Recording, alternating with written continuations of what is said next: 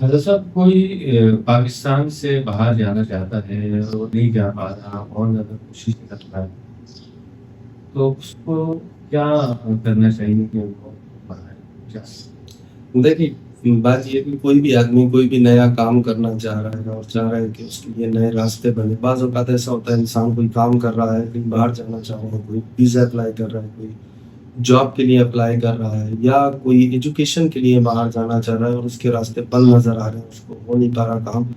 تو اس کے لیے وہ چاہتا ہے کہ اس کے لیے نئے راستے اللہ پاک بنائے. تو اللہ تعالیٰ کا اسم ہے یا بدی.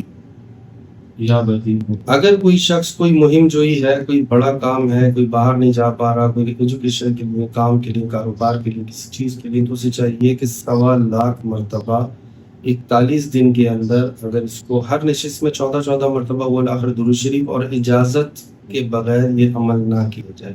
کوئی بھی عمل اجازت لے کے کرنا چاہیے، وہ ضروری ہے.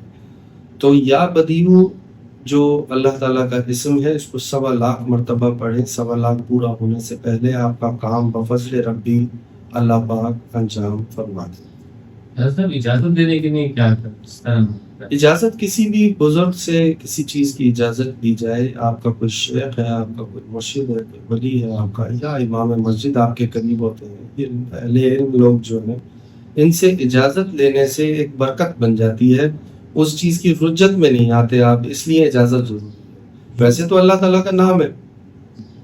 اجازت بات اپنی تھی کس طرح ہے؟ اب یوٹیوب پر ہم موجود ہیں اور اس کو فالو کر رہے ہیں، تو ہم یوٹیوب ضروری نہیں ہے کہ آپ ہم سے اجازت لیں. یہ بھی ایک عجیب و غریب سی بات ہے.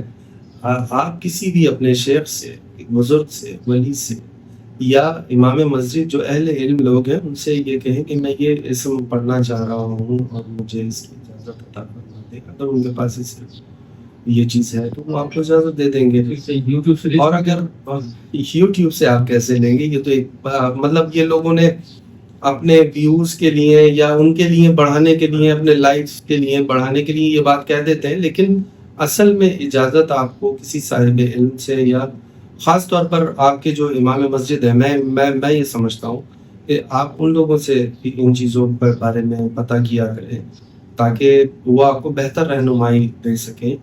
دوسری بات یہ ہے کہ اگر کسی کا شیخ ہے، مرشد ہے، تو اس سے چاہیے کہ وہ اس کے پاس جا کر اجازت طلب کرے. اور اگر کسی کو اجازت درکار ہو، ہم سے بھی اجازت درکار ہو، تو وہ ہمیں ہمارے واٹس ایپ نمبرز پہ رابطہ کر سکتا ہے. وہ بتائے کہ یہ عمل کرنا چاہ رہے ہیں، اس طرح کا معاملہ، وہ اجازت ہو جاتی ہے. لیکن یہ ہے کہ بہتر چیز یہ ہے کہ آپ اپنے شیخ سے، مرشد سے رابطہ کریں. یا پھر آپ کا کوئی شیخ مرشد نہیں ہے، کوئی بیعت نہیں ہوا ہوا کہیں پر، تو وہ امام مسجد ہیں، اہل علم لوگ ہیں، یہ آپ کے خطیب جو ہوتے ہیں، امام جو ہوتے ہیں، مفتیان کرام مساجد میں ہوتے ہیں، ان سے آپ اجازت لے سکتے ہیں. اس میں کوئی مذائقہ نہیں، کوئی ایسی چیز نہیں ہے. یہ کوئی ضروری چیز نہیں ہے کہ آپ اسی شخص سے اجازت لیں جو آپ کو یہ عمل بتا رہا ہے. اجازت نام اللہ تعالیٰ کا ہے، علم اللہ تعالیٰ کا ہے، کلام اللہ تعالیٰ کا ہے. ہم تو صرف وسیلہ ہے، واسطہ ہے ایک طرح کی. یہ چیز ہے.